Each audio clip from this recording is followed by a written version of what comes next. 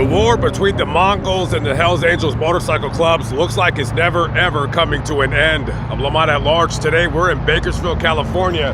Right behind me is Zingo's Cafe. An incident occurred on May 5th of 2018 where a member of the Mongols motorcycle club lost his life.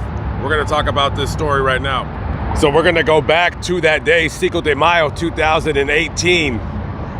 The local chapter of the Hells Angels Motorcycle Club is holding a bike wash right here in the back of Zingo's Cafe, located at 3201 Buck Owens Boulevard. Now, there's a car wash right there. As you can see, that guy's washing his trailer. That could have been where you would have brought your bike to get it washed. So on that day, there might have been at least 15 or 20 Hells Angels Motorcycle Club members and prospects or associates at this bike wash. Now, as they're conducting business, a couple members of the Mongols Motorcycle Club, bitter rivals, I don't even need to go into the history, you guys already know, they've been warring for many years. So a vehicle with about 3 members of the Mongols Motorcycle Club come into the Zingo's Cafe to confront the Hells Angels. Now, the only reason why you're gonna be a member of the Mongols and show up to an event that's hosted by the Hells Angels is for some action. That's all you're looking for. You're looking for a fight, or you're looking for more. And that's exactly what the members of the Mongols were looking for.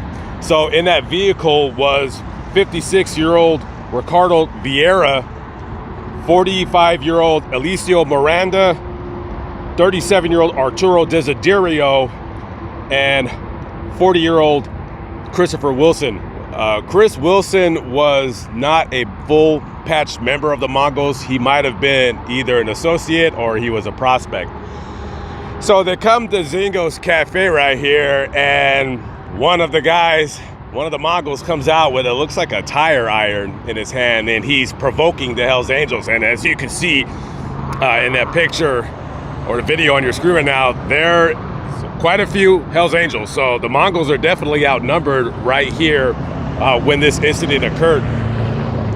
So as they're provoking them, little do the Angels know that they're trying to, I guess, bait the Hells Angels to come to this gas station right here, because Ricardo Vieira, he's a full patched member. He's waiting for them to fire upon with his pump action shotgun.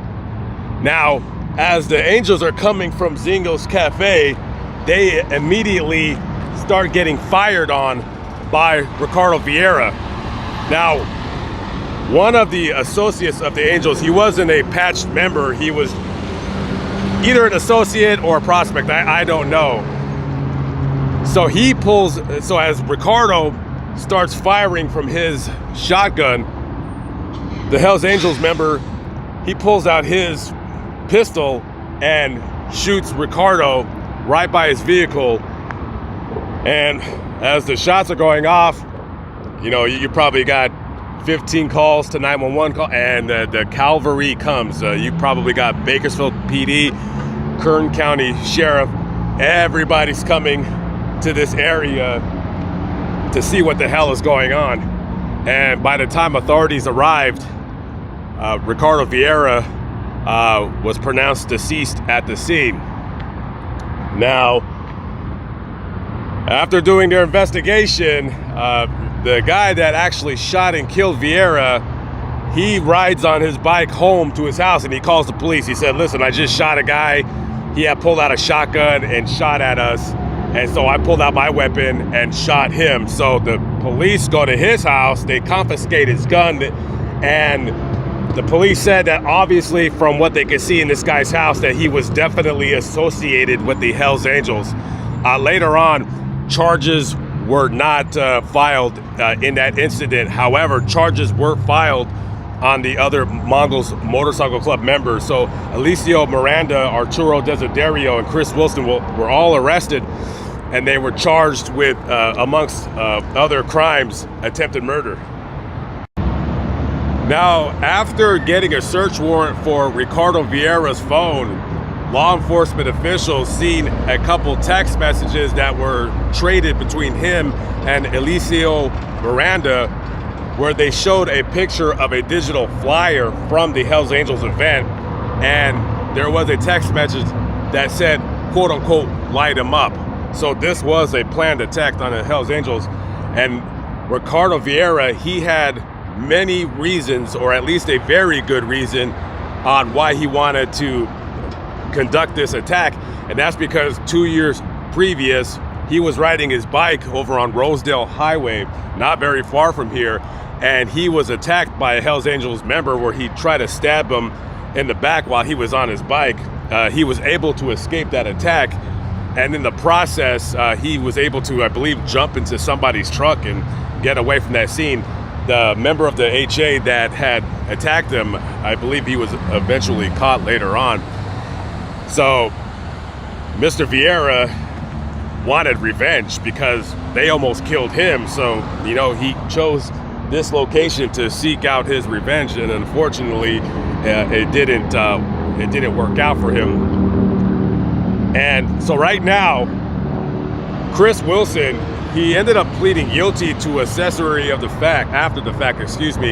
He was given 3 years probation and time served in jail for whatever time he did. The other members, Eliseo Miranda and Mr. Arturo Desiderio, they were charged with, amongst other things, I think 4 or 5 counts of attempted murder. Don't quote me on there. I know there is an attempted murder charge on that docket. However, they were supposed to go to trial in June of 2019, and you know what? I can't find anything online. They're not in prison. I looked them up. Unless I spelt their names wrong, they're not currently incarcerated in prison in California, and I can't find anything about whether the charges were dropped. They pled guilty and they got a deferred disposition. I don't even know if maybe the judge is deferred the case. I really don't know. So it looks like everything with this case is kind of up in the air. If I find out what happened to the other 2 individuals, I will definitely pin it in the comments, or I'll put it up on the screen while I edit this video. Just a nationwide war between the HA and the Mongols, and that war ain't never going to end. It has been going on for years and years and years. And let me tell you, anytime, regardless of whether you're a part of those motorcycle clubs or any other 1% outlaw motorcycle club, when you hold an event and you're advertising it, you know, listen, you are inviting trouble. I mean, that's just all there is to it. That's like if any other, that's like if a gang, like a Crip gang, said, "Oh, hey, we're having a barbecue," and then the Bloods come. I know that's a bad analogy. Not saying that motorcycle clubs are gangs, because they don't like being called gangs, but a lot of times you get these stories coming out, and you can easily misconstrue the two. I mean, listen, when you join a motorcycle club, sometimes you just like to ride motorcycles. Sometimes you're looking for action, camaraderie between, brothers that love motorcycles. And, it's not easy to join a club. I mean, that's your life. Your life is that club. And people watching this video, like why would this guy want to try to kill these guys? Well, because they try to kill him. And it's just a war that'll never, ever end. Anyways, live but not live, still alive by the grace of God. Lamont at large. Always taking you to the scene of the crime. I will catch up with you on the next video. Be safe, be good. Rest in peace to Mr. Ricardo Vieira. Just a man that lost his life, needlessly due to this kind of street violence. All right, guys, I'm out of here. Peace out.